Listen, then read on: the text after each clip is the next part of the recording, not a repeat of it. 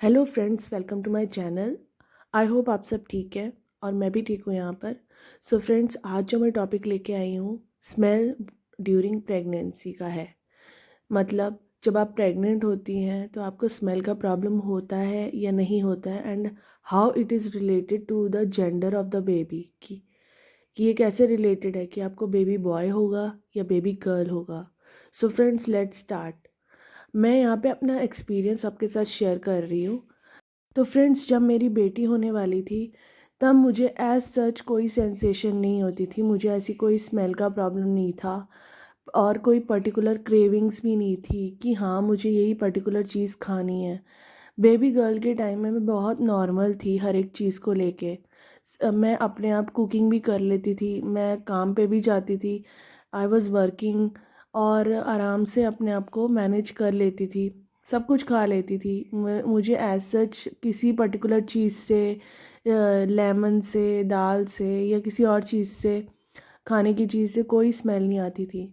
But during my second pregnancy, जब मैं अपना बेबी बॉय एक्सपेक्ट कर रही थी तब मुझे बहुत क्रेविंग्स भी हुई, मेरा मूड भी स्विंग हुआ और मुझे स्मेल भी आती थी। मतलब खाने का भी मन करता था अलग अलग चीज़ें, और साथ साथ में स्मेल का प्रॉब्लम भी चल रहा था। अगर आप मेरी जेंडर प्रिडिक्शन वाली वीडियो देखेंगे तो आप उसमें सुनेंगे कि मैंने ये कहा है कि शाम के टाइम मुझे ज़्यादा प्रॉब्लम हो जाती थी स्मेल की, और मुझे अपने मुँह शाम को जब भी मैं किचन में जाती थी खाना बनाने के लिए, तभी से मेरे अंदर ना वो कुछ ऐसा स्टार्ट हो जाता था कि मुझे वॉमिटिंग आने वाली है या मुझे स्मेल आ रही है किसी चीज़ की, चाहे वो किसी भी चीज़ की हो। मुझे ऑयल की भी स्मेल आती थी उस टाइम पे। मुझे अदरक और लहसुन और प्याज की भी बहुत स्मेल आती थी। स्पेसिफ़िकली मुझे लहसुन की जो स्मेल है, जो गार्लिक की जो स्मेल होती है, वो ज़्यादा दिमाग में चढ़ती थी और पूरा टाइम मुझे वॉमिटिंग का सेंसेशन होता था। फिर मैं थोड़ा सा लेमन लेके मतलब उसको स्मेल करती थी, अपने अपने नाक के पास रखती थी कि मेरा मुंह ठीक हो जाए, तब जाके थोड़ा सा मुझे अच्छा फील होता था।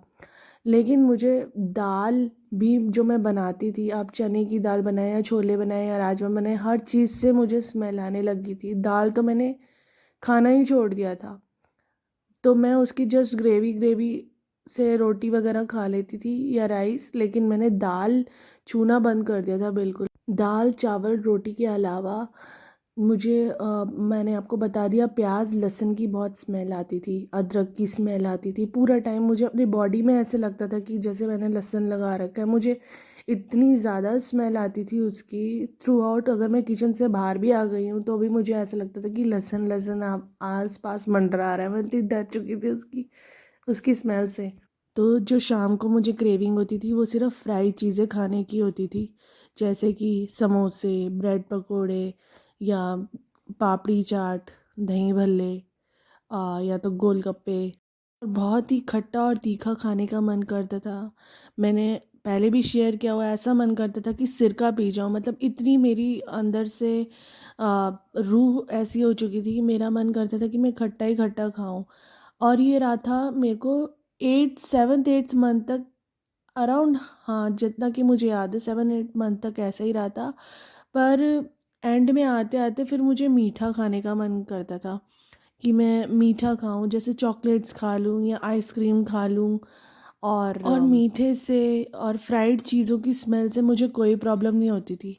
हालांकि ये दोनों ही चीज़ें बहुत अनहेल्दी है आपकी बॉडी के लिए, क्योंकि प्रेगनेंसी में आपको सबसे ज़्यादा क्रेविंग्स होती हैं और उन क्रेविंग्स की वजह से आपको आगे चलकर हेल्थ इश्यूज हो सकते हैं। तो मैं आपको यही सजेस्ट करूँगी, चाहे आपको कितनी भी क्रेविंग हो रही हो, आप इंजॉय तो कीजिए अपना food, but at the same time आप अपनी गायनेकोलॉजिस्ट से भी कंसल्ट करते रहें अपनी हेल्थ को लेकर।